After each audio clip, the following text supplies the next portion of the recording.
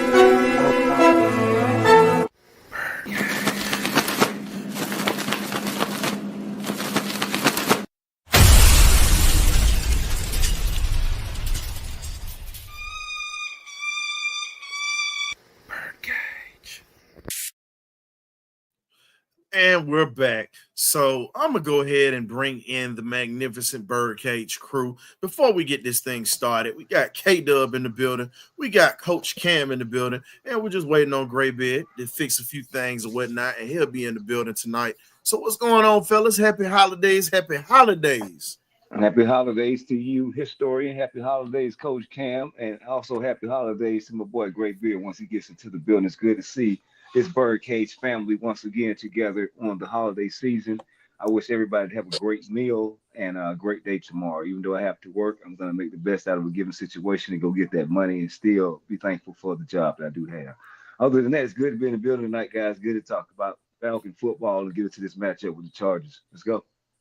Most definitely, man. Let's just be real. You might as well go ahead and get ready to loosen up your belt buckles, get your food in your system, because man, we coming off this bye week. Everybody been depressed for about a week. It's time for the Falcons to fly high again. It's time. It's time.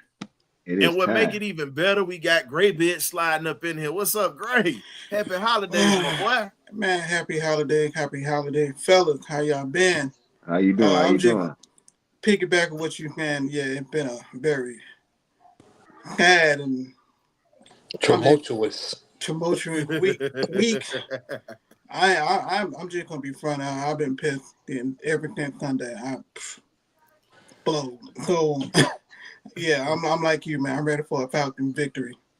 Hey, man, the only thing we got good right now is the dogs got a chance to get into the playoffs. We're already in a good spot and possibly get have a chance at trying to play for a national championship. So at this point, they just got to handle business tomorrow night against Georgia Tech. But man, let's get on these No, it's Friday. It's tomorrow night. We play tomorrow. We play tomorrow. 7:30, my boy. We play tomorrow night. We play tomorrow. Yes, sir. ABC. On ABC. We play Friday. I thought we 7:30 Friday. Yes, sir. Friday. Oh, yeah, it So that means that means you got a day to decompress before these blood pressure birds get your blood pressure. Yo, it's Friday, not tomorrow. They don't play on Thanksgiving night. They play Friday night, guys. But listen, I got it worse than all three of y'all. Let's get this straight. I got the Dogs, I got the Falcons, and I got them Southern Jaguars, baby. We've been ready to put belt to ass to Grambling. Let's Oh, yeah. get it, SU. Yeah, Let's boy, go. it been hate week the entire week. Let's Boy. go, You dog. could This just hate feel, week, man. The hell you with could just Grambling. feel the hatred That's from right. everybody. That's right. We already took care of one of our BirdCage alumni, his school at Alcorn State. Shout out to our boy.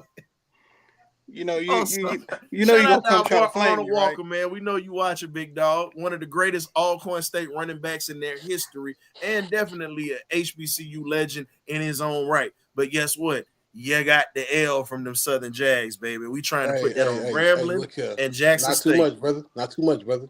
Yeah. Slow your roll. Hold up. Not too much. Who you? Wait a minute. Wait a minute. Who you coming with? I know you a JSU man. No, I ain't. You know my grandfather played at Alcorn State. Ain't nobody worried. Hey, respect to your grandfather grandfather. played Listen, there. respect to granddaddy, but the hell with Alcorn State too. We ain't not too much there, brother. Not too much. Man, you know, look, I don't mind you coming back with it. It don't matter to me. Hey man, I got to get on it, man. So, but let's talk about it, man. Our Falcon fan base has been as depressed as the Alabama fans, bro. I'm sorry, you know I got to throw a little shade out there. See, I ain't throwing no shade. Look, I got some Bama fans on until Twitter, Monday. on X. I got some Bama fans I'm cool with on X or whatnot. I ain't Them paying jokers nothing. been selling out all week. So remember this. I show face and we actually got a show where we got folks in here that see this. So don't think all that sweet talking gonna go away. Just let you know that now. It's not nothing sweet over here. Don't get it twisted. I ain't paying nothing till Monday. My mouth is shut. I'm fine with it. I'm fine with it because they already saying that. Shout out to my boy Dre. My boy Dre is gonna come on. He's a New York Giants fan, so he's gonna be coming on during the week that we play against the Giants or whatnot and trash out. He's a Bama fan too, so he already said he coming in here running his mouth. So I'm already getting ready for it. Well, he better have some ice. Yeah, better have some ice. Ice packs, ice something. Oklahoma. That's all I'm gonna pay a drink. Oklahoma. But y'all got to check out. But y'all do have to check out the college show, Gridiron Greats or whatnot. One of the best college football shows out there. He does his thing, and they do, and you know they pretty much have great content for college football, man. So if you're on the Twitter space, check out that X spot, man. So that's one of his babies. But let's talk about these birds, man. Hey, K-Dub, I like that hat though, man. Appreciate you, man. Appreciate y'all. So when we look at the Falcons offseason acquisitions that we've acquired, how have they fared so far? From Kirk Cousins to Matthew Judon to Justin Simmons. Let's talk about it. Offensively, I think we did okay because Kirk Cousins have been living up to the contract. Yeah, you don't have him off game, but yeah, he lived up to the contract.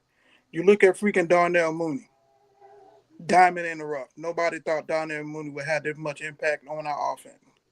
Now, just think about it if Moore wouldn't have got hurt. Just think of that dynamic. Mm-hmm. So, offensively, I think we pretty much did it. The defense, I think everybody's been harping on Kent offseason. The fact that it took us too long to go get a Judon, to go get Simmons. The fact that we didn't attack the draft defensively after we thought we were going to do. So I think a little bit more disappointed on the defensive side than it is on the offensive side. Well, the sad thing about it is when you look at it and you talk about all the acquisitions that we brought in, you know, like you said, Judon started off well, but what hurt him was pretty much the depth on his defensive line. When he's had help, he was able to ball out, and everybody was in love with him. But the problem that we're having now is the fact that he's double teamed. He's literally getting held every play. He's worn down. When you got the aerobics king and Arnold Ebiketie who runs up and down the field to pretty much get his lungs right and don't make any plays, it's a problem. He's been very inconsistent with his play. That's been the issue. He's been very inconsistent with his play. So when we look at it, I'm not mad at Judon. I got to give him a C right now because he's been the only guy. He started off strong and then he just pretty much just got an even kill mid. Justin Simmons, outside of not knowing the playbook, I got to give him a C minus because there are a lot of plays that he has made that he's not made that he should be making. Being a 4-time Pro Bowler And when you look at it on the defensive side of the ball, this is a man that should literally be Jesse Bates' partner in crime, to where you look on both sides of that, on those hash marks on the left or the right, and you're looking like, which way am I going to throw? And I got to deal with these two. K-Dub, how do you judge Darnell Mooney's arrival since he's been here? Like I said, I think what Darnell Mooney's impact has been far exceeds what I thought he would do. So I think that he's been a great addition to us. I feel like it's a tad bit too early to really say and give him a grade. I can give him a midterm grade. I think you're spot on with the C minus of Justin Simmons, but I don't want to give him a final grade because we haven't got to the playoffs and the season is not concurred yet. So I would say midterm grades. I would give him a C minus. I would give the Mooney an A plus so far, but he needs to continue to make those big plays and come up in clutch situations going down the stretch of making these playoffs. I mean, the Judon acquisition is, I really can't really judge it because he has nobody on the other side to bring that fire and desire so he can get off. You know, he's attracting so much attention that he can't really be the Judon that we were hoping for, because like you said, Abikedi over here doing up downs and suicides and running cardio instead of trying to go get a quarterback. So I mean, what else can he deal with? He had injuries on the other side. So with Lorenzo Carter and so on and so forth. So we can't seem to get the other side going. So I'll still give him a midterm grade of probably a C minus, the same thing as I'm giving Simmons. So we'll see as it goes down the stretch. We're in talk with another guy from Detroit, I believe. I can't think of his name, but Justin Houston. Yeah. So I don't know. Yeah. Hopefully they do something to get us some help. So we'll but see. here's the problem: Houston has shown flashes in his rookie year, but he's really not done much after that. And this was a kid that started at Florida, and then he was one of Prime's first kids that transferred into Florida to Jackson State. He was one of the ones who got drafted, and we had high hopes for him because this was a guy that we looked at, and we didn't take him. Detroit took him, but apparently he's not doing much there because you got Hutchinson before he got hurt and a few other things. And he's literally been MIA since his rookie year, unfortunately. So he's going to probably be in a situation where he's going to get released at the end of the season, and he's going to be in a spot to where possibly the Falcons they might bring him in. You never know. Or if it's not them, I can tell you New Orleans might bring him in because, again, they need another edge rusher at this point because Cam Jordan's pretty much long in the tooth. So I can see that happening, but you know, I'll say this, another player that I think that has had the weight of the world on his shoulders, and he walked into a situation, not like Matt Ryan, but he walked into a bad situation, was Kirk Cousins. And a lot of people were mad because he got this money. A lot of people were saying, Penix is going to take his job out of the middle of the season. But here's the thing. Kirk has delivered for Atlanta this year, period. Yeah. Kirk has delivered. And it's no way that anybody can trash him. Now, in certain things he's made mistakes on, you got to get on him for his mistakes. But when you talk about the fact that he's got us still in a position to continue to ascend to winning this division and also winning getting to the playoffs at least, and hosting a home game, having a great record, having a good record by winning this division, that right there says enough. He's doing what he's supposed to do. The defense has to come through at this point. The offense has had stagnant games, but the defense has got to remember what it was like from what they looked like in the first few weeks of the season and get back to that form. Because if you have that defense with the offense that actually has a little bit of familiarity with Bijan, Mooney, Hodge, Drake, when he comes back off this hip pointer, I really believe that Atlanta could be formidable. But it's got to be a complete game all the way around in all three phases. So yeah, I really like the addition of Kirk Cousins. I feel like he's pretty much earned a lot of that contract so far because we're leading the division. We're in a better place than we were last year. And like you said, if the defense would have came through on them for a lot of time, we would have a better record than we have now. Agreed. At least 8 wins. At least. man, and it's the craziest thing. And when you look at it, it's like I said, it's just one of these situations where Atlanta just has to continue to find ways to win one game at a time. A lot of fans are stressing, oh, we need 5 games, we need this here. One game at a time. And you've got to play each quarter, one quarter at a time. You can't look that far down the road, because if you do, all the acquisitions you brought in so far that the ones that have delivered would be a waste at this point. Because everybody expected us to win the division. Everybody expected it as soon as they got Kirk. But no one expected the defense to fall off as bad as they have. Yeah, it's been bad. Look like pretty much from having a top 10 defense to now it's downhill. And when you look at it going downhill, the Bucs sent a warning shot last week. They sent a warning shot last week. They're 1 game behind. We got a 1-game lead over these boys with the overall record. So at this point, warning shots were fired. Oh yeah, they were fired. Oh yeah. So what needs to happen at this point? You've got to take 1 game at a time, and you've got to win. You've got to win. But you can't give them any hope. They come up win game for though. Buck win.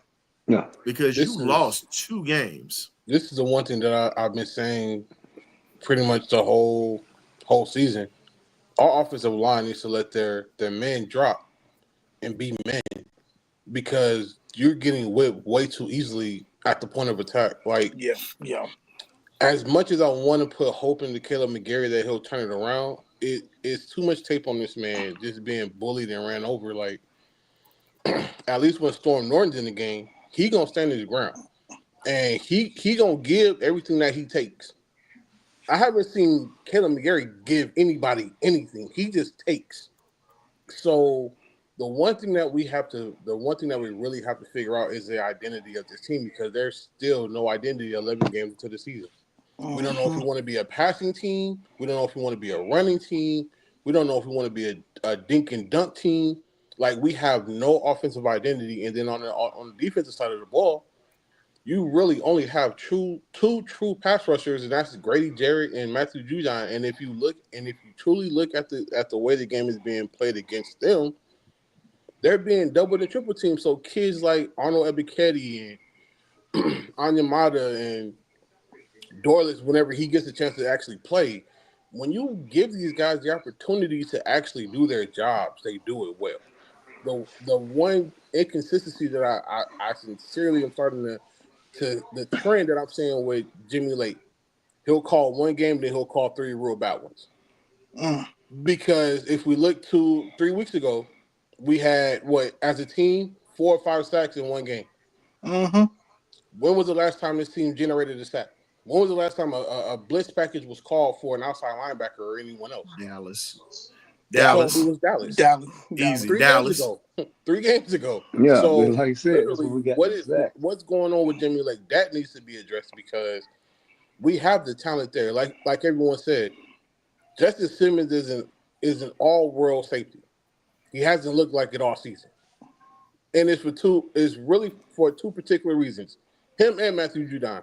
Neither one of them had a preseason. And they're both playing their ways back into shape. So I'm going to give them a little bit more grace. But again, Justice Simmons has missed a lot of plays that he normally makes. And that's scary. Mm-hmm. Matthew Judon just don't have no help. Let's just call it for what it is. He has no help. No. There's no reason why he's being mugged out there and no one else is eating off of that. No. It's no way. Do you think Trice would have made a difference? Do I think Braylon Trice would have made a difference? Absolutely. Because he knows how to go get the quarterback, and his motor doesn't turn off. Okay. He's constantly going. So at some point, offensive linemen get tired.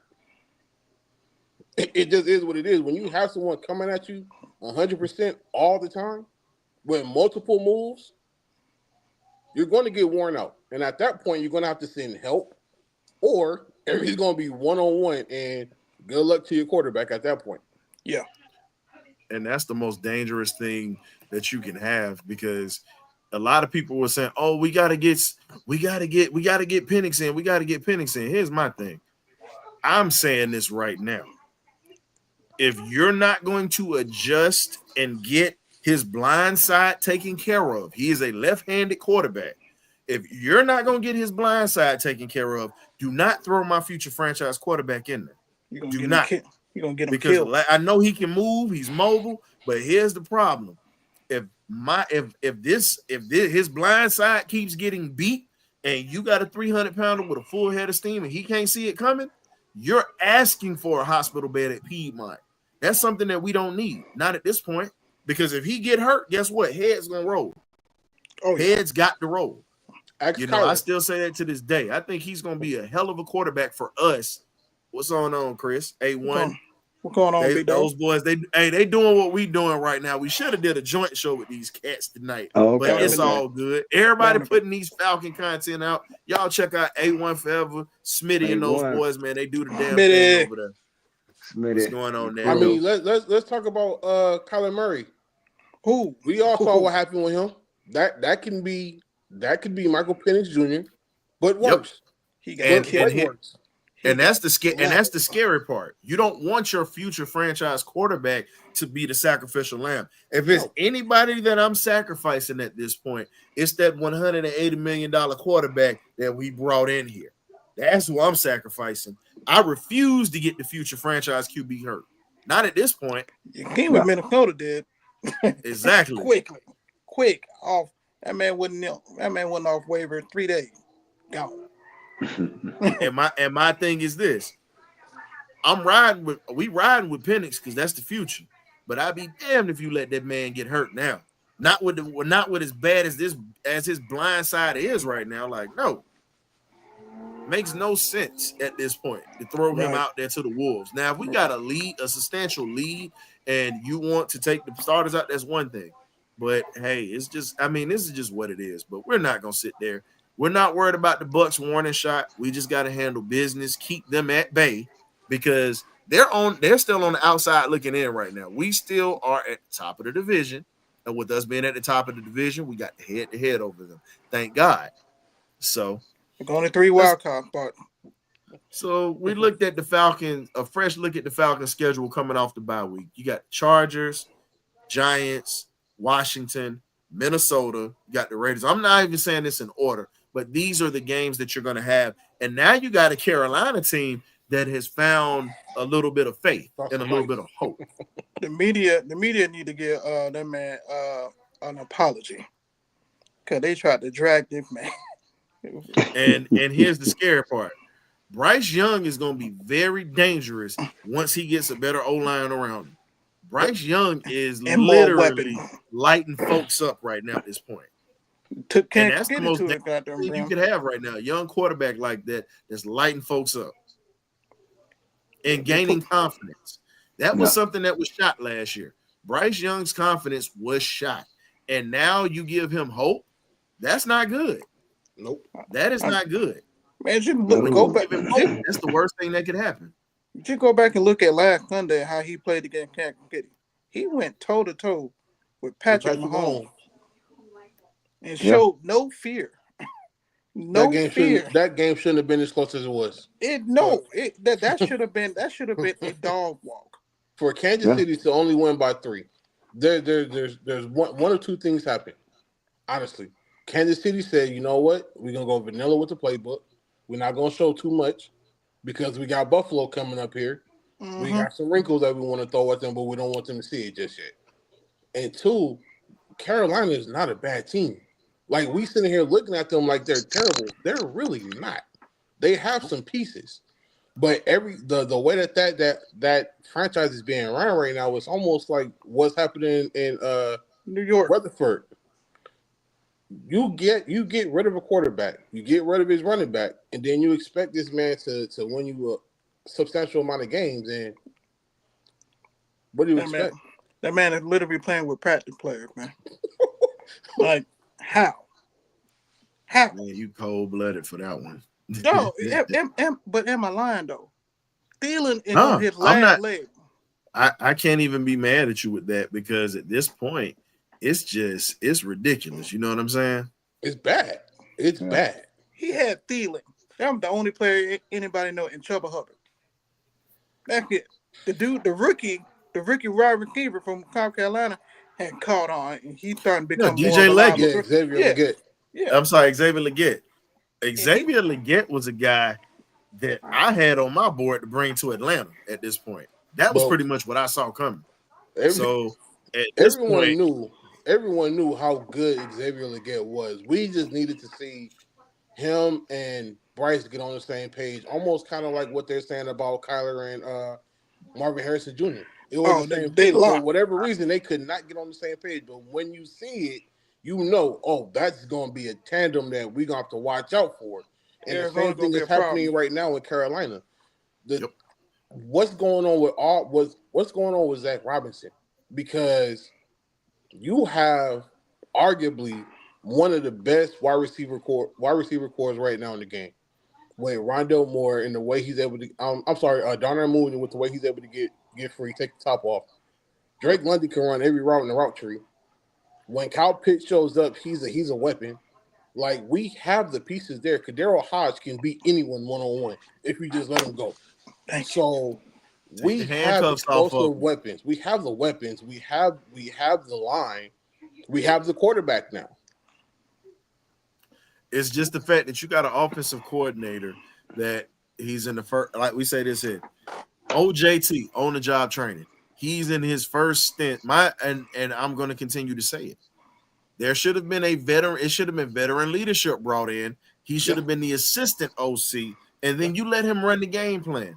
And if the old man feels like, or the senior personnel feels like, no, we're not going to do this. We're going to run it this way. This is the reason why we're running it this way, and this is the reason why this has to happen like this. When you get somebody that grooms somebody, that makes life a little easier. But again, we gotta follow after our coach at this point. It's not that we might not like it, but we have to follow it, because guess what? He got on the logo. It's logo business. At the end of the day, you rock with Raheem, but at the same time, you can question some of these moves because you're seeing the inconsistencies with a team that could actually be great. Absolutely. It's still a lot of pieces that we need. We need a lot of pieces, but it's just like right now with Thanksgiving. Man, you got some people that's making gravy from scratch, gravy from a pack. You know, I prefer gravy from scratch. Yeah. I don't like the pack gravy, but it's okay every once in a while when you don't feel like cooking it. You know, if you're making your gravy, you got your flour, you got your butter, you got your cream, you got a little bit of beef drippings if you have it, or turkey drippings or chicken drippings. It doesn't matter. But depending on how you use it or whatnot, beef broth, hey, mix that sucker up, make you some brown gravy from scratch. This is what really has to happen with Zach Robinson. He's got to figure out what consistency he has to have to make this offense just come together. It's just like making a gravy. Just like I said, you got to figure out what ingredients you need to make it come together. And once you get your ingredients, start whipping and stirring and make it together and make it flow. Yeah, but don't you got to have an identity before you do all that? Absolutely. But here's the thing: the identity in Atlanta was already established before he was here running the ball. And the identity was already running the ball. It's the fact that he has no consistency at this point. And that's the problem that I was bringing up earlier, is because you go from having that consistency of a 1-2-3 punch in Bijan and Tyler and Cordero to strictly just being Bijan. Again, like the last couple of weeks, we've seen more of a balance between Tyler and Bijan, but for the primarily throughout this season, it's been Bijan and a heavy servant of Bijan. So it takes away the fire of our receivers as well as the offensive line, because they don't know if it's a run or it's going to be another dunk pass and a screen or whatever the case is. Because when you play football, it's hard for an offensive lineman to be able to get back in his stance and shoot out for a run if you've thrown the ball 6, 7, 8 times. Yeah, they just don't shoot off the same way. So it takes a while for them to get back into that rhythm. But if you have an early rhythm with running the ball, or even two runs in the past or whatever the case is. You got to find that balance. Just like you were saying with the making your gravy, it has to be a fine balance to what you're doing, because you can't overdo the flour, because now it's going to be way too thick. It's going to be like molasses. Yeah. Or Too much water. you know what we can it's just going to do? be watery. Yeah. I'm gonna give you this here. Can we bring Al Bundy out of retirement? Polk High's hero. Let's bring him to Atlanta, please. 4 touchdowns in 1 game. Bring Al Bundy to Atlanta, man. Al can do it all. He can play offense, defense, quarterback. Al Bundy was that dude, man. Shout out to Married with Children. I was watching that earlier today, so I had found my old Polk High the shirt. great, great Ed O'Neill. The great Ed O'Neill. Great Ed O'Neill. Hey, man, we got to have some fun with it, dog. But let's talk about it. The Chargers' schedule provides a huge advantage for Atlanta. The Chargers are going to be on a short week for number one because they play Monday night. It's not easy coming off a Monday night game when you're banged up. And then they played in a physical game with the Ravens. Lamar Jackson. You played in a physical game with the Ravens, and now you're coming to Atlanta on the road, and you got X amount of days to get ready for this, and you're including the holidays. Yeah. You're including the holiday travel. So a lot of these guys really aren't even going to be able to go home for the holidays. I guarantee you half of those guys, right? I can guarantee you this. They're in Atlanta right now. They traveled after the game. They traveled after the game. So they're in Atlanta right now, resting, trying to prep, trying to get ready, because you're on the East Coast now. You got to get accustomed to that time, waking up. And again, it's a 1:00 game, which means that is early in the morning for them over in LA. Yeah. About 10 o'clock. Well, I'm not going to say early in the morning. It's about 9. That's afternoon. That's like 10 o'clock in the morning for them. It's about 9 to 10 o'clock. Exactly. So when you look at it, that is an advantage that this schedule provides outside of the beatdown that they took with Baltimore. Those are the two things. They lost. Those are the two things that mean a lot. And you're talking about these, and then you got J.K. Dobbins. Then you have J.K. Dobbins is injured. All I can say is this here. What's going on, Winston? You pretty much have J.K. Dobbins at a point right now where he actually has to be healthy. He has to be healthy because that's one of their biggest pieces of their offense right there outside of Ladd McConkey. And literally their offensive line is really good. Joe Alt, and then you got one of our former Bulldogs on that line right there that we should have taken. Yeah, but Herbert is still slinging that thing. Yeah. The key thing is, I know it's easier said than done, but we got to just get to Herbert. But I mean, without pass, if we don't get to Herbert, boy, it's gonna be a long day. Yeah, we have to. He's a gunslinger. I'm gonna tell you this here: our pass rush is selective, just like people's taste buds are on the dessert table in Thanksgiving. You got people who like pumpkin pie, and you got people who like sweet potato pie. There you go. And peach cobbler. All I say is when you talk about the adjustments that need to be made in this week, we need to have the pumpkin pie slid to the side because that pumpkin pie ain't working. You don't even need to be on the table. That pumpkin pie ain't working. You don't even need to be on the table. The pumpkin pie ain't pumpkin. Yeah, you don't need to be on the table.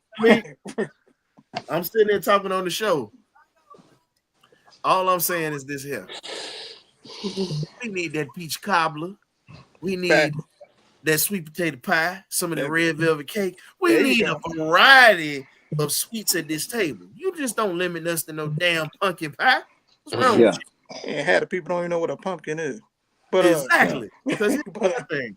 If we gonna sit there and have this discussion about the table, guess what? Jimmy Lake, you got to bring a variety of blitz packages, my brother. That's pretty much what we're saying. You don't just bring pumpkin pie to the damn dinner. You got to bring a couple of things on this table. Yeah. You got to bring some corner blitzes. You need safety blitzes. You need linebacker blitzes. You have to start mixing things up. Now, I know, brother, that you coached at Washington. You've been on the West Coast or whatnot. You know what I'm saying, for a minute. But you in the dirty South, baby. You got to understand, dog. You must realize this. You're a Cali boy. Walnut Creek, California, to be exact. We need you to put a little bit of seasoning in this defense. This bland stuff that you rocking with right now, we can't do it. Negro, you bringing freaking potato salad with raisins in this bad boy. How You dare ain't you? doing you? How this. You dare gotta bring some How of them hot dare dogs you? and chitlins out here, man. Come on, I'm man. telling You you. doing your thing. You sit here trying to stretch chitlins with hot dogs. Jimmy Lake, you should be ashamed of yourself, dog. Come on, You bro. got to start bringing consistency with this defense. You have to start mixing things up, bringing things that are appeasing to the eyes. Just like at the Thanksgiving table, it's going to be some stuff that's going to be appeasing to the taste buds, my brother. Yeah, man. You Now, gotta bring that dressing. I know you're allergic to real soul food, but it is what it is. Maybe you can get some seasoning up in Atlanta, baby. You in the dirty. So we got a chance to actually teach you how to put some seasoning in your food. You know, yes, high blood pressure kills. We know this. Diabetes kills. But understand this. We need our defense to kill these damn quarterbacks, sir. Facts. We need some pressure. But again, it goes back to, like you said, the inconsistencies. And the one thing that, you know, our boy always says is we're consistently inconsistent. Exactly. Again, if we go back to the Cowboys game, we saw D. Alford get sent on blitzes. We seen Ellis and what's his name? Troy Anderson being sent on blitzes. We saw blitzes coming from everywhere, and then nothing. After that, Nothing. It just went away. So, like, it's puzzling to me that Jerry Gray hasn't been given more rope for him to start doing what needs to be done as far as shaping up this defense. Because again, the one consistency that we have from last year coming into this year is Jerry Gray. He has a great rapport with his defense, especially with Jesse Bates, and allowing Jesse Bates to be the coach on the football field to be able to do the things that he does. But unfortunately, because Justin Simmons is not playing up to par, they can't get on the same page, and they're both out of position way too often for my liking as a defensive coach. So when I'm looking at the game, it's kind of like, okay, why is he drifting this way when he should be moving to the middle of the field? And it's starting to it's really bothering me that Jimmy Lake hasn't figured this out 11 games in. I agree with you on that. I agree with you on that 100%. And I think the most dangerous thing you could do, and I said this earlier, and a lot of people didn't want to hear me when I said this, even in our own group that we got, complacency was going to set in. When they started to win, New Orleans was down bad at the time, and then you got Carolina that was down bad. We started, as the old people would say, we started smelling ourselves. Yeah. Hey, man, this division sweet. This ain't nothing to us. Yeah, we got this. Yeah. And next thing you know, we got popped by 2-17, and then you lose to a Denver team that was pissed off about losing to the Chiefs. How they lost. And they put 38 on. And they put 38 so you on. knew that game that we lost to the Chiefs, that was a statement game, folks. That was a statement game. Sean Payton let you know that we can win ball games out here. That's really what it was. But at this point, we as a team and as a fan base, we've had a week to marinate on this. Yeah. Guess what? Y'all got to do y'all part in that stadium. I know y'all pissed off still. Y'all got to bring a lot of angry energy and make it hostile for this Chargers team. You got to make it hostile. Yeah. They do travel. And the thing is, you can't let them take over. You can't let them take over the stadium Sunday. Insert DeMarco Hellams. I feel like we need a thumper in there. I feel like we showed up for the Dallas game. There was some Dallas fans in there, but I feel like Atlanta was in there. We got to do the same thing, man. We did, but we know Dallas fans are more loyal than ours. We know that. They travel. But I'm not gonna bash. I'm not gonna bash our fans though, because the thing is, they've been showing up this year. They've been showing up this year. If you still show up, but here's the thing. But here's the thing. We don't need you just patting yourselves on the back. Yeah, we showed up for this game and this game. No, show up every home game. And if you travel, show out. Travel to those games, show up, be loud. It don't matter, because at the end of the day, they feed off of the energy. That's one thing that a lot of football players have said that have been in stadiums, that have been with different teams. A lot of the players feed off that energy because guess what? You're beat up during the season. You're hurting during the season. You literally have days you don't want to get out of bed. Yeah. If anybody played ball, whether it's high school, college, pro, you understand the grind of a season. It's not easy. So if you've never strapped on a helmet and shoulder pads, you won't understand what I'm talking about. But if you've ever strapped on a helmet and shoulder pads, and you might not be able to raise your arm for 2 weeks, but you still got to play through it. You might not be able to move your neck to the side, but you still got to play through it. These are the little things that the fans don't get to see. These are the little things from the bumps and bruises. It's part of the job description. But you got to understand, players will tell you, you feed off of the fans. You feed off of them. Yeah. And honestly, I tell people all the time, I enjoy it being the villain. Just gonna be honest, I enjoy it being a villain. I still like being a villain now.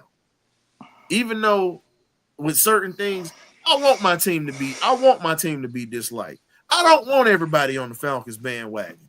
I only want true Falcon fans on this bandwagon because we were a laughing stock for a long time. We're still a joke to a lot of people. Even now, we're still a joke because we haven't really won when it counted. And when we've had our chances to win games, we've put ourselves in a laughing stock. And we've got to change that. We got the players to do it. We've got the staff to do it. The question is, can we do it? I've literally called Auburn all season the Auburn Falcons. That's what I called them all season so far. They've been up 2-3 touchdowns every game, and they find a way to lose. That's been Atlanta for the last 5 to 6 years. Yeah, they should have been Atlanta the last 5 to 6 years. Exactly. That's and Auburn. The scary part about it. And here's the thing. And the scary part about it is this. When you are not in the spotlight, you play hard. You play well. You showed out in the Philly game. You showed out against Dallas because people watch the Cowboys. They want to watch them lose. You showed out in the Kansas City game that you got robbed out of. The thing is, when you had a chance to be on the spotlight with the Denver Broncos in that 4 o'clock window, you laid an egg. You laid an egg. You can't do that. Good teams and championship teams show up no matter where it is. It could be just like this. We could literally be getting off the plane, going to get a sandwich at the deli. Guess what? It's a little alley over here. Oh, you want to play? Let's go. Yeah, we should be ready. Show up everywhere you go. You don't just show up on Sunday. You show up everywhere you go, and you earn that respect by doing that. So at this point, I look at it like this. Being under the radar is cool, and it's nice. But here's the thing. I want to be spotlight when we kicking everybody butt so you can get that national respect. The reason we don't get national respect is because we don't show out when the lights are bright. That's the reason we don't. Georgia dealt with that let's talk about it. The UGA dealt with that for a long time because when those lights got bright, they definitely started to fold. They could have a game won and they would fold against a good team. They would take their foot off the gas. And now you have a chance to where you're seeing the Dogs, they had a hard schedule. They had a lot of adversity this year. But guess what they did? They fought through the adversity, won the games that they've needed to win. And they're in a position now with everybody losing games the way that they lost last weekend. They're in a position to win the SEC championship, get a bye week, host a home game, and have the number 2 slot.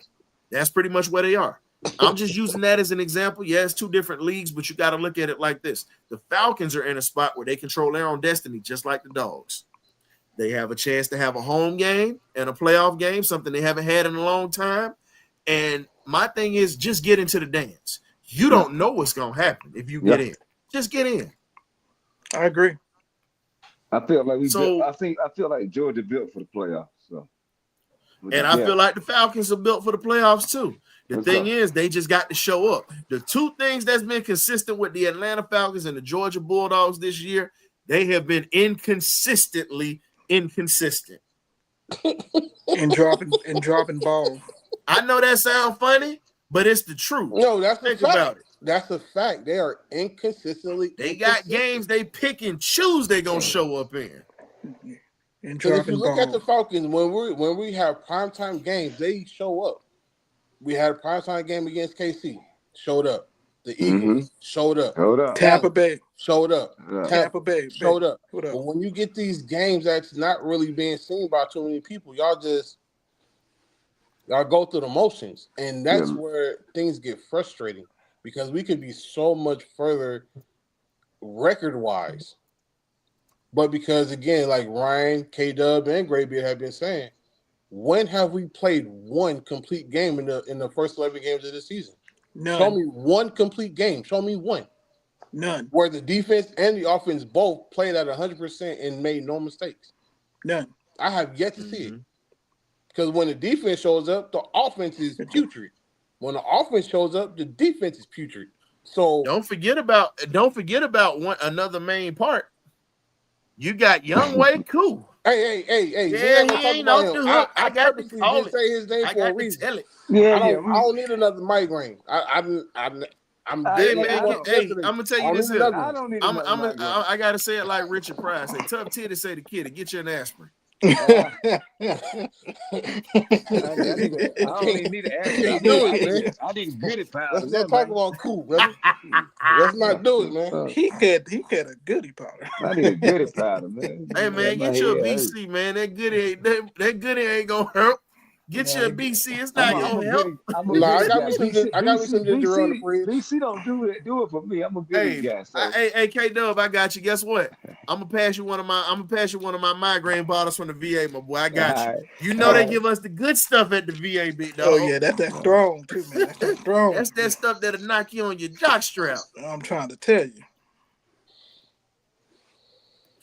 What it is? So at this point, there's so many things that could go on with the Falcons at this point, up and down.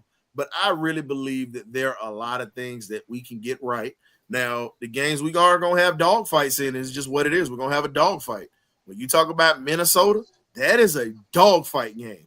Kirk Cousins might play his best game.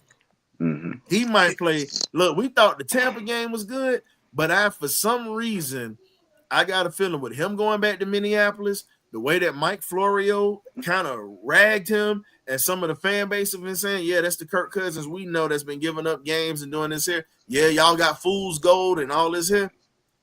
It's going to be funny that day. Because for some reason, even though I know that's going to be an arduous game, you might see the best out of Kirk that day. Yeah, I think you are too. But we gonna say that one for that episode because there's some stuff I got for you. I got some stuff for you. But here's the thing: how can this secondary hold up to the end of the season without a pass rush? Because now we're getting ready to get DeMarco Hellams back, fellas. We're getting ready to get one of the best safeties on this team back, Mr. Richie. Sit down. That's what his ass is gonna be doing. We gonna be cheering for Richie just like that. Richie, sit down. Soon as DeMarco come back, sit Richie's monkey ass on that bench. Cold world. That's right. I wouldn't even let him near the field at this point. Boy, cold world. What's going on, Big Sean? I wouldn't even let him near the field at this point. Hey man, we got love for folks who come in here like that. It's all good. It sound good or whatnot that Herbert coming for us or whatnot. All I say is just don't disappear like a lightning bolt after it flash in the sky if y'all lose. Yeah, I'm still having flashback of Lamar Jackson. But here's the thing. There's two. We're not worried. Here's the thing. Herbert is a good quarterback. You can't take that away from him. What's going to make him dangerous is if we give him time. And as we spoke on earlier, if we do not have that pass rush. No, you good, Sean. It's all good. We definitely got love for anybody that comes in here. Just make sure you hit that like button for us and that subscribe button, my boy. Appreciate you. But let's call a spade, though. Herbert is definitely a quarterback that you have to deal with. Yeah. You have to deal with. But the toughest thing is going to be you got Jamari Sawyer on one side, and then you got Joe Alt. Those are two of the best linemen in the game.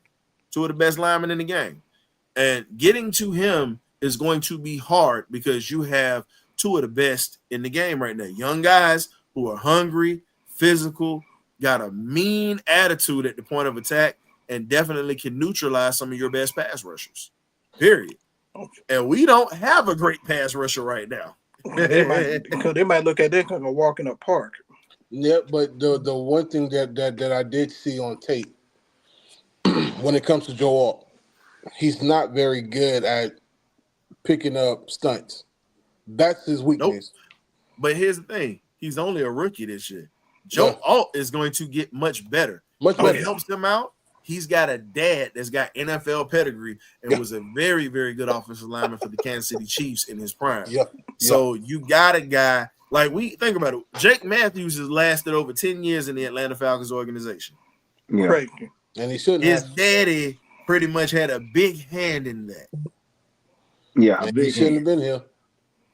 You know, and here's the thing. His dad played every position on the line. So it was nothing that Matthews didn't know. Matthews is a great left tackle. He's consistent. He rarely is gone. And it's hard to find guys that are consistent in the game. And especially at being an offensive lineman, you get hit week in, week out, literally. And people don't understand that takes a toll on you, especially when you get old. Yeah. Takes a toll on you. So when you see these offensive linemen, you know, you're not gonna get the Jeff Van Notes that played for 18 years anymore.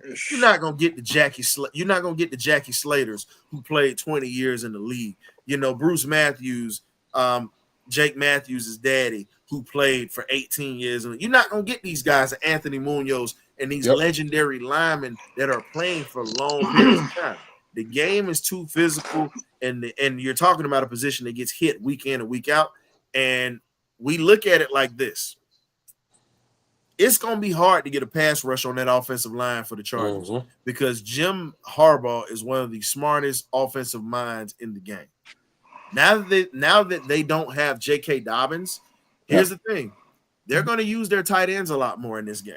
They're going to use Ladd McConkey in a lot of different formations in this game. Ladd, anybody that's a dog fan, you know what Ladd brought to the table. Hey, man. Lord Jesus, we know what Ladd brought to the table. Y'all saw him start cooking in the fourth quarter after JK went down. He always cooking. He started cooking. And all I'm gonna say is this: Ladd is gonna be. Here's the thing: Ladd is gonna be one of the most dangerous things on this field because, as much as it hurts to say it, AJ Terrell ain't gonna be able to do nothing with Ladd. I'm sorry, AJ ain't gonna be able to do nothing with Ladd. A long day. D Alfred and CP3 gonna have a long day. My thing is this: I need Clark Phillips III. Here's my thing: in this game, Clark Phillips III is the best option for being on Ladd McConkey. That is the best option. Mike Hughes ain't 100%. Clark Phillips III is about the same size, can run just like Ladd. So in this game, you gotta let Clark go. He got to follow Ladd. If he got to go to the bathroom, guess what? You got to flush the toilet for the man. That's how close I want you on him. Hand him the toilet paper. So, I mean, when you look at it, it's a lot of things that has to go right in this game for us defensively. And we've got to tackle. That is something else we've got to do better. We've got to tackle. You have to tackle better. I mean, we cannot stress that. We've been one of the worst tackling teams. Hey, Florida Branch, call me. I'll fix it. I'm gonna tell you who you need to call. I'm gonna tell you who you need to call. No, we ain't even got to go that far. Fire Jimmy Lake's ass and bring in Chuck Smith. Let him be your defensive coordinator. Please. He in Baltimore. Yes. No, he's a D-line coach. If you give him an assistant DC job and let Jerry Gray be the head DC and train Chuck, I'm good with that because guess what? Chuck will understand other parts of the defense that Jerry Gray has knowledge on. Chuck is a pass rush specialist and a defensive line specialist. That is his thing. But if you let him matriculate under Jerry Gray and become more suitable as a defensive coordinator, that's going to be dangerous. That would be a dangerous combination. And you just let that man slide on and move up. That's how you got to do it. The secondary coach and the D-line coach are the two closest people in the coaching fraternity. because they're hand in hand. They work together. They work in tandem. When one works, the other one works. When one don't, the other one don't. That's just how it works. So to bring in someone like Chuck Smith, like you said, one of the greatest defensive minds in football, Yep, period. man. There you go, man. And then you have Coach Gray, who's one of the greatest secondaries to actually play the game, and then to turn around and coach some of the greatest cornerbacks that we see in the game today. It's almost a match made in heaven. It should have been a match made to happen. And man. yet they won't made pull that the deal. trigger. The trigger wasn't pulled.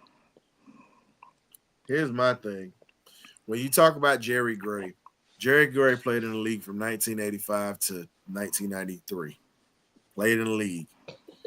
And you're talking about 8 years. Now, I'm sorry, 9 years in the league he played. The man moved around college ranks, then he moved to the pros. He was only in college for a short period of time. He's been a defensive backs coach. He's been a coordinator. Guess what? The man had Lawyer Malloy. The man had Champ Bailey. The man, this man has had some of the best defensive backs that money could buy. The man had Pac-Man Jones. The man literally had this Green Bay secondary you see coming up, making plays with Eric Stokes and company. This man did it. Bullard. And this man was, think about it, this man was the Minnesota Vikings defensive coordinator from 2014 to 2019. Just saying. He was the Redskins coordinator from 06 to 09. So when you have a guy that has had 2 defensive coordinator jobs, he continues to stay employed. So all I'm saying is this. If you don't have Steve Wilkes in the building, you bring Chuck Smith in the building. Yep. Rich, I've been saying this. I said this a long time ago. Honestly, I was a Steve Wilkes guy. Everybody will tell you this. I wanted Steve Wilkes as our head coach. I think all of us. I said that earlier. During the coaching, we got Raheem. Good choice. We all wanted Steve Wilkes. I'm gonna say this. Raheem, here's the thing. I think if Raheem probably wouldn't have been as pompous with his meetings that he's had with the media, and I really believe this, I think he would probably have a hell of a lot more leeway than he has now. Because you came in saying that we were a quarterback away. You came in saying that we were in a position to where we were going to just flat out just outrun the South. Okay, we're outrunning the South. But the question is, can we get to the finish line, sir? You can start a race, but can you finish it? You can start a boxing match or a fight, but can you finish it? Because we've seen things. I'm going to go old school for you. I'm a fight fan. One of my favorite fighters is Mildred Taylor. Always will be. I hate Julio Cesar Chavez to this day. The hell with it. But I got to respect the budding legend because he whooped a lot of butt in that ring. But Mildred Taylor whooped him from pillar to post that whole fight. Chavez was hitting him, and he knocked him pretty much a knockout in the last round. Really wasn't a knockout because he got up. He got hosed in that fight. But Chavez finished the fight.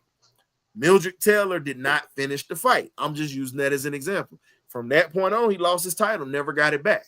So again, you have to finish what you start, Raheem. You had us in a great position. Yeah. A lot of leeway. You have not much room for margin right now. Not too much error. You don't have too much room. If you fart wrong, Tampa can tell you what you ate for lunch. That's how close they are. Yeah. So it's just the honest to God truth. At this point, what we need to do, and I'm saying we, because we part of, we fans and whatnot. We as fans, even though we don't like what's been going on, instead of just turning on them or whatnot, guess what? Okay, we all know the mistakes. Get behind this squad, show some energy when it comes to this team. When you get an opportunity to go in that stadium and do like you're supposed to, do your part. Mm-hmm. You can be pissed. If you do your part, you got a right to be pissed off to talk trash about this team. You got a right to. But if you don't make that environment hostile on Sunday, if you don't put these guys in a position to be uncomfortable and help this defense out, this struggling defense we have out with noise, you have no room to talk. If you're not hoarse when you go on our show, Smitty's show, or any of these podcasts after the ball game when we do these post-game show, you didn't do your job. If you in that stadium, you got to do your part. They feed off of our energy. When we're flat, they're flat. So I'm putting my blame on the fans just as well as I'm putting it on the players. You got to be held accountable, myself included. Because I'm a part of this fan base. Yes, I do my job as a fan. I root, I buy paraphernalia, I create artwork, I do all this stuff. But at the end of the day, how am I lacking as a fan? Am I not given enough opportunity? Am I jumping to conclusions too fast? And I'm just using me as an example, folks, because guess what? I'm no better than you guys. We just host the show. We fans just like y'all. Yeah. So at the end of the day, we just got to do our parts. We a big family from Falcons content creators, whether we like your ass or not. We're family. Very dysfunctional. Very. But we can be professional, even if we don't like your ass, because it's all about the logo. My thing is this. Hell, all us served in the military. And we can tell you, it was people that wore the uniform that we wanted to beat the hell out of. All day, every day. There's a couple I did beat the hell out of. Listen, don't indict yourself on this show, bro. Hey, man. It is what it is. That was 20 years ago. I ain't worried about it. It don't matter. You know they come back. Call hand in the handbox. You see how they dropping these charges on No Diddy over there? Exactly.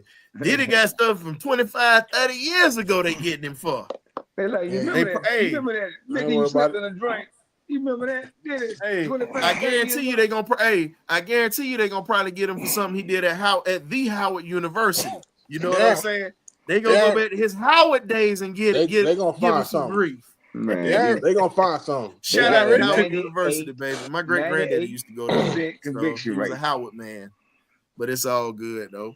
But here's my thing, fellas, and I want to hear this from you guys. What is it going to take for this team to have a bounce back and have belief in what we can do?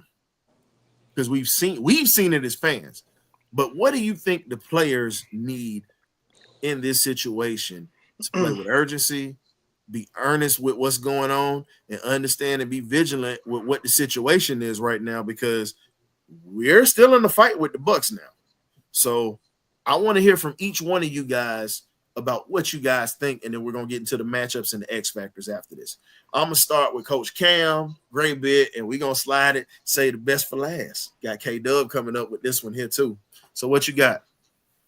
I would say consistent play calling, because as much as we want the players to make plays, when you're calling certain calls on the field that don't play to your strengths, it puts you in a bad position.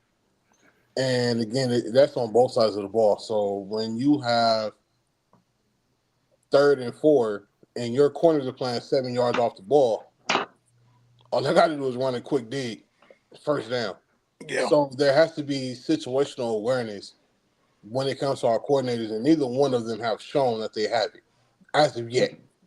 Yeah. So that would be the first step, is to make sure that the play call is based on what is going on the actual field of play. A lot of times I feel like our coordinators get way too cute with their play calling instead of going with what's working. And a lot of times we'll see Bijan and Tyler going off, and then we won't see a run for a whole quarter. So it's really the consistency in the play calls and what our coordinators are doing. That should get us back to where we're supposed to be, because again, we've all said it. We have the talent. We've seen what this team can do when the pieces are when they play well. So it all starts with the coordinators and play calling. Yeah. Mm-hmm. Yeah, the piggyback with Coach Cam, and I agree with him. For me, I think it's going back to what Coach Cam said at the beginning, the identity. We need to, whatever identity we want to be, whether we want to try to be a fast-paced, stretch the field type of team, or running football team. If we're gonna be a running football team, let's just be a running football team and Mm. feed off that running game with our passing game and let it complement one another.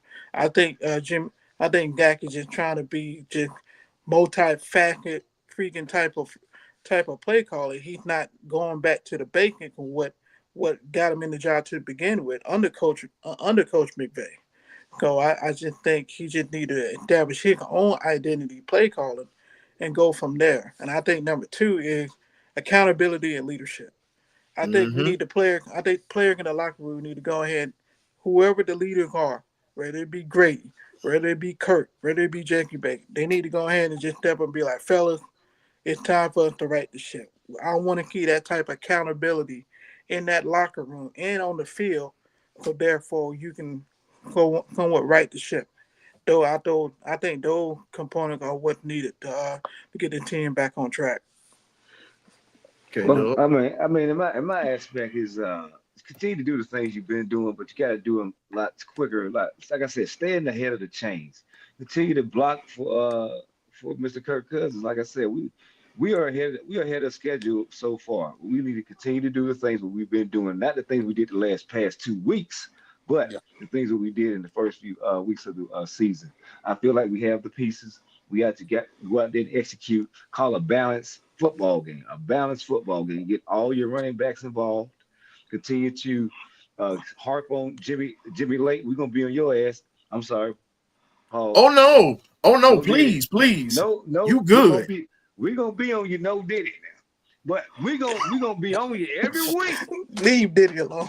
We're gonna be on you every Hey, we week. gonna be I'm with K Dub. No, I'm with K Dub on this one. I I'm mean, I got to bring some satire to it, but we're gonna be on you, sir, because we want to see more. We want to see more different variations of this defense. We want to see you bring in the kitchen sink defense. We want you to bring Okay. everything. We want you to bring the hammer. We want you to bring the wrench. We want you to bring everything that we have. We want you to use every guy that you got on the roster. Quit having guys sitting for do not play. What is that? What is up with that? We need guys to be aggressive. Stop being passive and be aggressive. I need you to be aggressive at all times. Bring a lot more blitzes. Continue to stop playing back and cover. Get up in somebody's face. Go ahead and play a little Thank press you. man. I mean, do some things that the offense is not looking for. They know we play back. Do something to surprise somebody. Play some spies on some of these guys to take off and run on you. I mean, do some things that are different. We just need you to do some different things, get more innovative and creative on this defense because your job is on the line. This homeboy thing is only going to last for so long because your homeboy going to be like, hey, man, I'm going to get fired. So something's going to happen. Something's going to happen. I'm trying to help this homeboy relationship stay together, but eventually, if you don't do right, that's your That's your Mr. backside. Postman. no, I say it for you. That's your ass, Mr. Mr. Postman. Postman. Hey, Long but live John with a hey, boom. Ryan. I mean, but to keep it all the buck though, we need our head coach to continue to stay serious because it seemed like he was serious after this loss. I'm not saying you can't smile again, but right now we need to get focused, and get serious, and continue to right this ship and get it going in the right direction. I King don't King need. Richie. Listen, I don't need the brother to smile. I I mean, need the brother to be I mean, mad. I like need I said, I need this is that what I Bill want. Belichick. I need no, I need the brother to be mad. I I need the understand what brother you to get. understand. You one paycheck away from the damn projects. That's the Yeah. type of coach I need. I need you to think about the pissy apartment you came from in Newark, New Jersey, my brother. I need you to go back to that dude that's Yeah. hungry, that Yeah, ain't yeah. had no meals. Right. That's Exactly. what I need from my head coach. I don't Yeah. need no, you know what? We're just gonna go ahead and get this thing right. We just don't, you know what? Stats are for losers. We're not gonna do this here. Yeah, we don't need we're, that. we're gonna roll with the guys that we have. But guess what? I, We're still a good team with the Falcons right now. yeah. We're still a I good don't team. need all that buffering. You know, I don't need can all do that. without that. I can Yeah, do without the I'm buffering. like this, dog. Look, Yeah. I don't need mind- you. I don't need you to mind- go back to where you were hungry Yeah. and you had the eye of the tiger. Okay, guess what? You in Atlanta. You got a good position. You fell into a situation, but guess what? You decided with your draft or whatnot to pass on one of the best pass rushers in the draft. You wanted to make Jimmy Lake feel happy by bringing in Braylon Trice. I'm standing on my square with this one. I didn't want Trice here. And You I wanted said this Verse. long time ago. You I wanted stand Verse. it. And you can go back to the draft. I wanted Jared Verse because Verse showed up in a bad way when he was at Florida State. And everyone's like, oh, well, he fed off of that defense. Verse was a dude that was doing it when it was sorry as hell. That's the reason I'm saying it. Yeah. So all I'm saying is this. When you have a guy that's coming off the edge, that has a bad attitude, that is fundamentally sound, that can run as fast as some of your running backs in the league, who can also cover, that was a guy that we should have had. Not saying that Trice can't play because we still haven't seen what he can do. But I knew what Verse could do.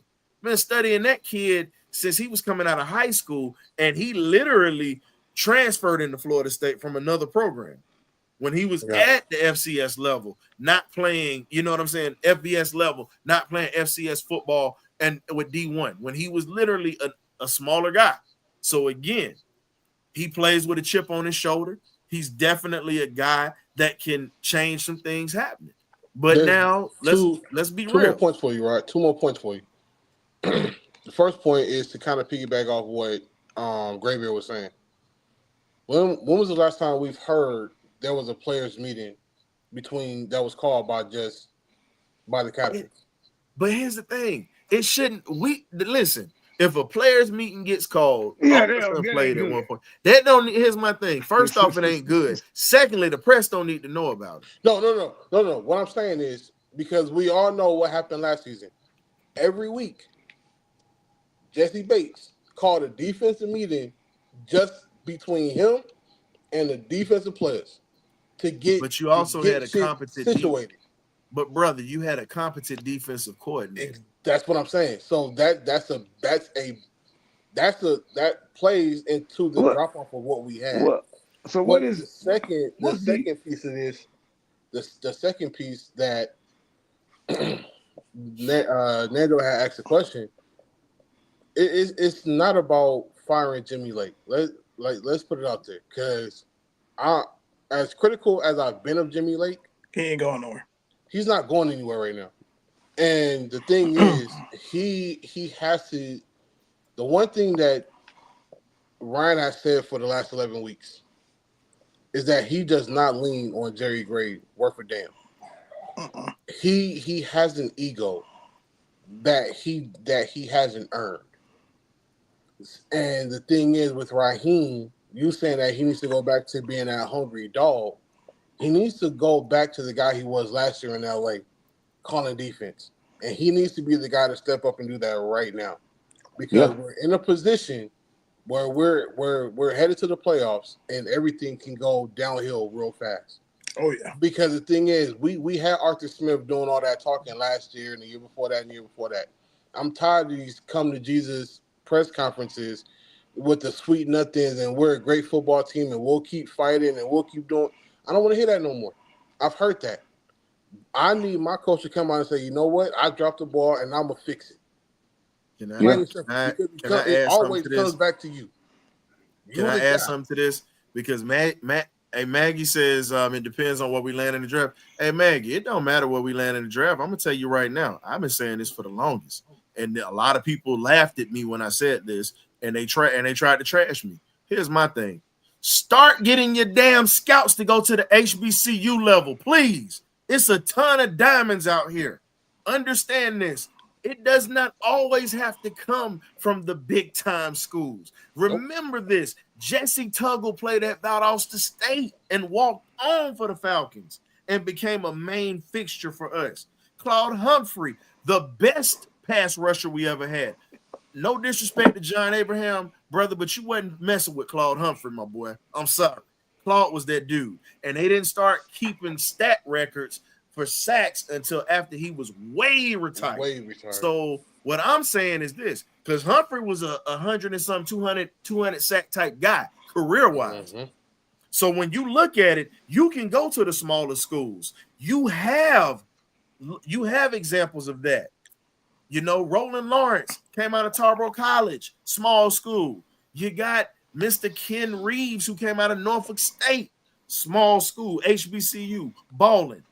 You know, we've got a ton of those guys that came through here. Now, I'm not disrespecting the big time schools, but here's my thing. If you can't get the guys that you want that's at the top of your list, start giving these guys from these smaller schools opportunities. Kadero Hodge, Prairie View A&M.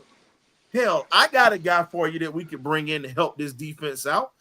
Jerry Gray's old teammate who just got fired from Prairie View A&M, which I think they were stupid to fire him, and I still stand on that. Facts. You don't get rid of Bubba McDowell, who brought your program out of the depths of hell. Nope. You don't. Bubba McDowell was a hell of a corner / safety in the NFL and literally reigned terror with that Houston Oilers defense back in the day. Yep. Guess what? You bring him in here to help out. He's been a DC. He's been a head coach on the level, and he can relate to a lot of the young guys that are coming in because he's been a head coach. So again, until you start trying to draft these guys and really having your scouting department to look for these gems, you're going to have the same problems. These same problems. And I'm not disrespecting all the schools that's out here because we like these big time schools. We all Georgia fans. But I tell you like this, and I stand on it, folks. I'm a diehard Dog fan. Godfather helped win a national championship for Georgia in 80. He was on the show. And I'll tell you the honest to God truth. I will give up University of Georgia before I give up my HBCU black colleges. Understand that. And I stand on that to this day. Because the NFL would not be where they are today if they did not have that. Black colleges were poached because of the talent that comes through there. And that's the reason why these schools, the Alabamas, the Georgias, and all these big-time schools ball the way that they do. Because guess what? They rob Peter to play Paul. Understand that, ladies and gentlemen. There's a perfect player. There's a player right now that's in the league that plays in Dallas. That would be a perfect fit here in Atlanta. His name is my guy that I talked about, right? And me and Ryan were probably one of the first two people who brought this man up. Marquise he's the perfect piece in this defense. He would be the perfect piece in this defense. Because I told people like this, it was politics why Richie Grant started over him at UCF. It was politics. He left and went to FAMU and had the same type of numbers as your boy that plays for the Baltimore Ravens right now. Think about that. And was listed, and think about it. When do you see HBCU players get put out for a Thorpe Award? He was put out for a Thorpe Award as well. So again, that should tell you how nasty he was. Oh, that's nasty.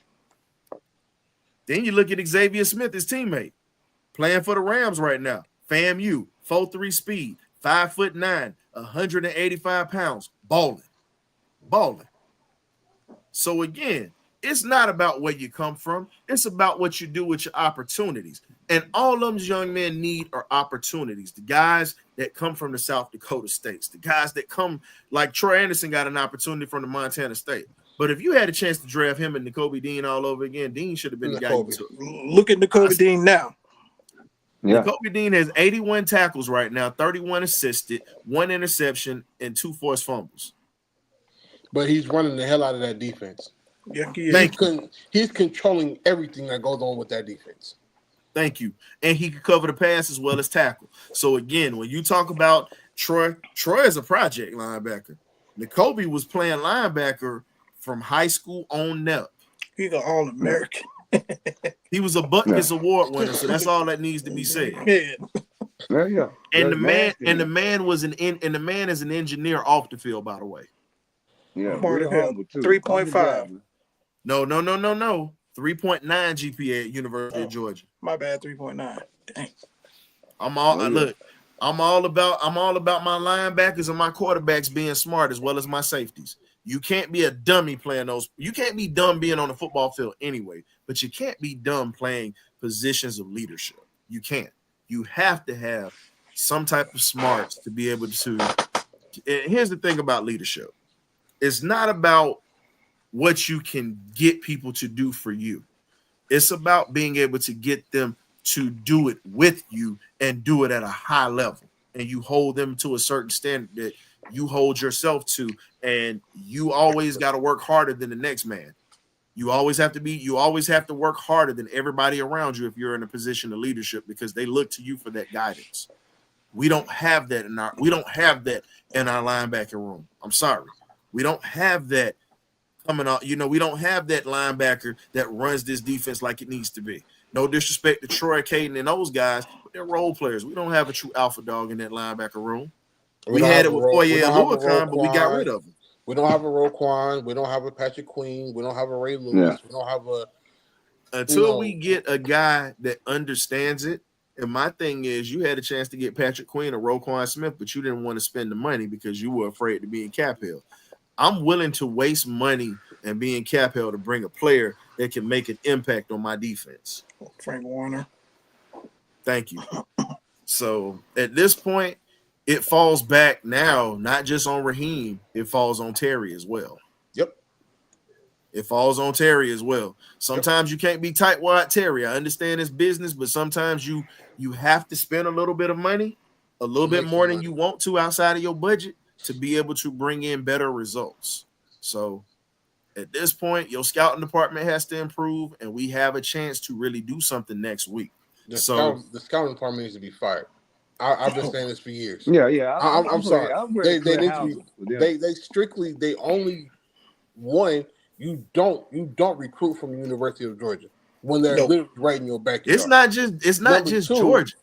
It's a lot of schools that they don't recruit from, and we miss out on talent. That's what I'm saying. But when you look at the last couple of drafts, you've had a Nakobe Dean, you had a Nolan, you had Davis, you had all these guys coming out. I got a question for you. Who was I high on? And I said we would need help in the secondary. Who did I say I wanted? TJ. No, he said TJ Tampa. TJ Tampa. Iowa State. I wanted TJ Tampa.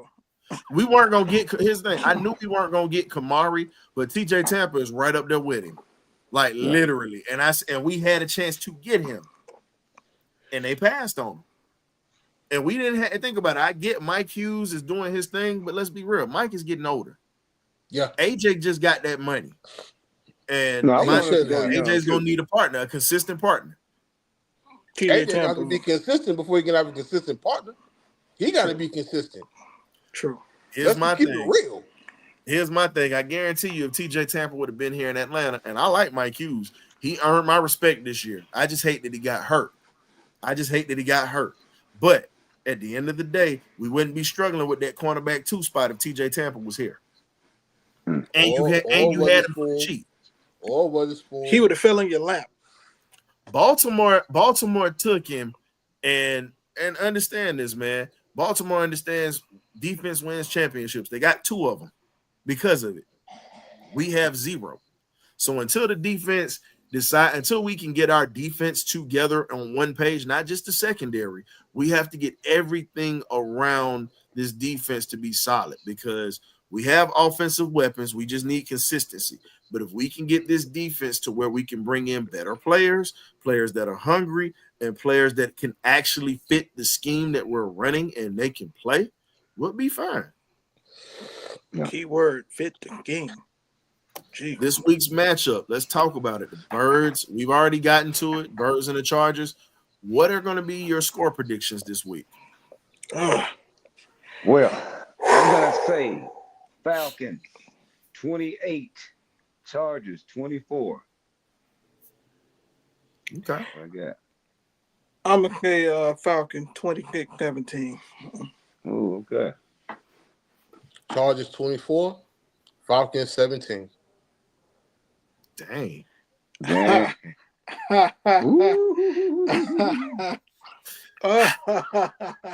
came out of nowhere. All right, he kept it real. He said we're going to ski it right now. Falcons 27, Chargers 21. I'm giving my boys a close game.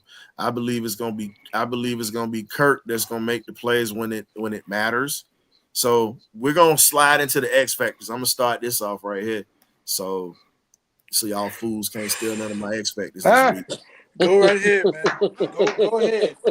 All we do is You deal. damn right. I'm gonna go ahead. Yeah, sit Go back and breathe heavy because I'm going first on this one.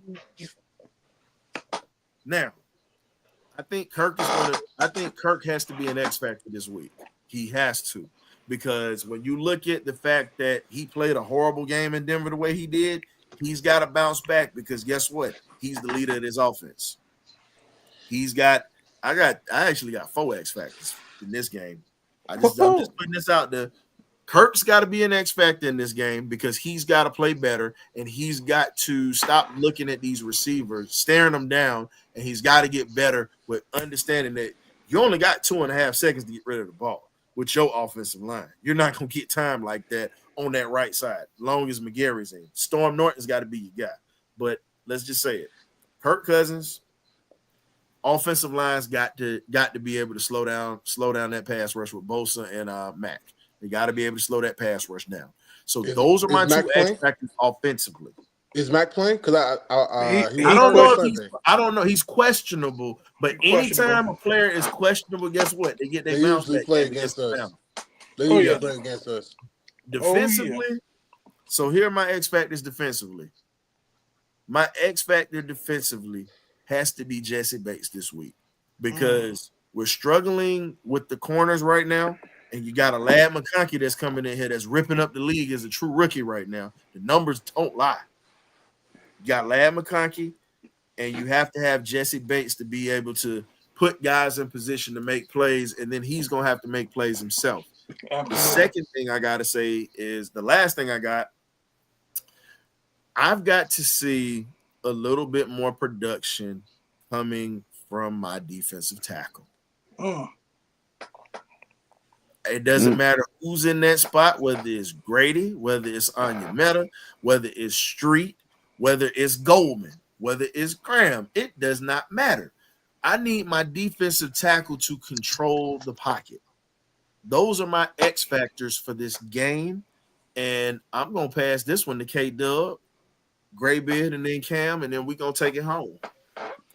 Well, my X factors, I'll say I'm going to stick to what we need to do is run the football. So I'm going to go ahead and take Bijan because they love some Bijan anyway. So that's my offensive X factor and my defensive X factor. I'm going to take the other safety and take Justin Simmons since we've been poo-pooing on him this week. Maybe he steps up and makes a play this week. Got him. But those are my X factors. He got you. We're going to be all right, Cam. That was your kid. I'm sorry. Yeah, you're going to be all right. My X factor is going to be, on offense, man, I'm going to go with Kyle Pitt. I need Kyle. Bro. Yeah. Broke your chip. I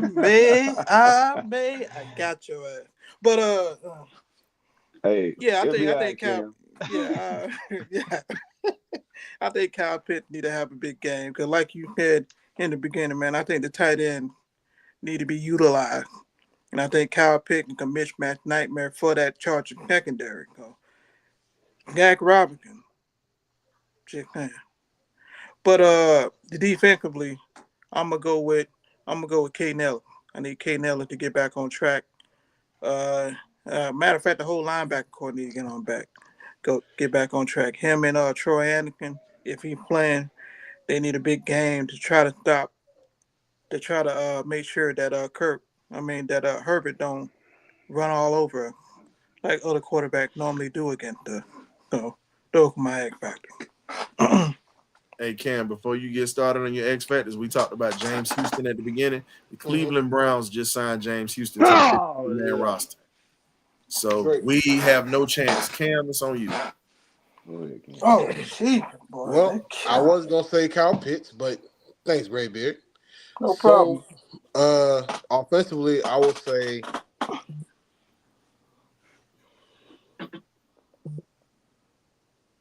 Darnell Mooney.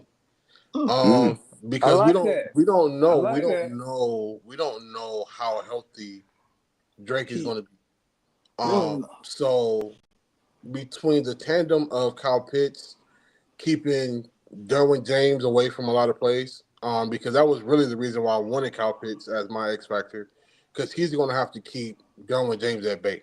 to allow Darnell Mooney to do what he does best, which is crossing routes and corners. And my second X factor is going to have to be Younghoe Koo. Younghoe Koo.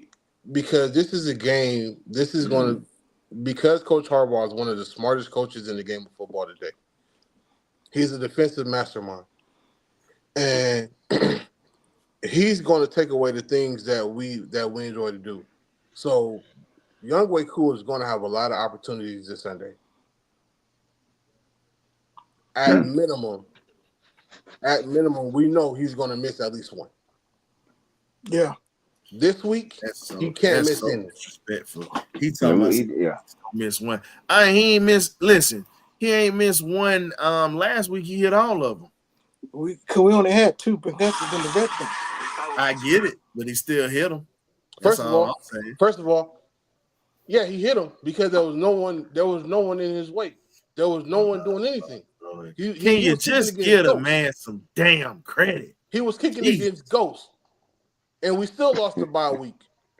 The bye week blew us out.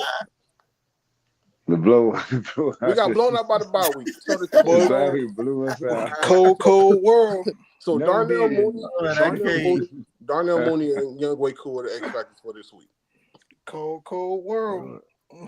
It's a cold world. A service announcement. The Hawks just handed the Cavs their first home loss of the season. I'm sorry, put that out there. Finally, got some good news. Trey Gill went 20 for 20. Hey, 20 over 20 points, 20 assists, 20 plus. He went off.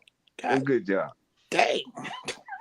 That was the best win of the season so far, though. Well, we need more. We need more of those. So it is what it is.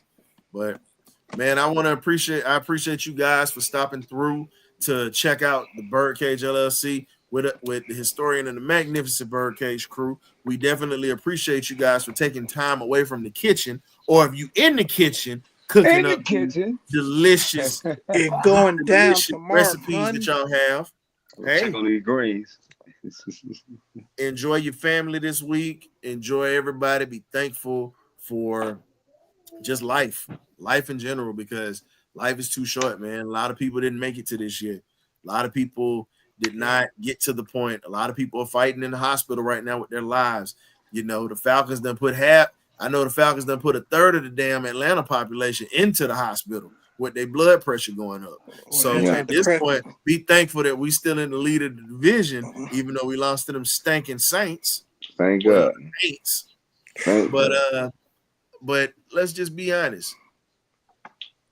I'm thankful for everybody on this panel, the fans who tune in, and just my family, you know, my outside of my Falcon family, you know, my family, Florida, Georgia, and then my family right here in Philadelphia with me, man.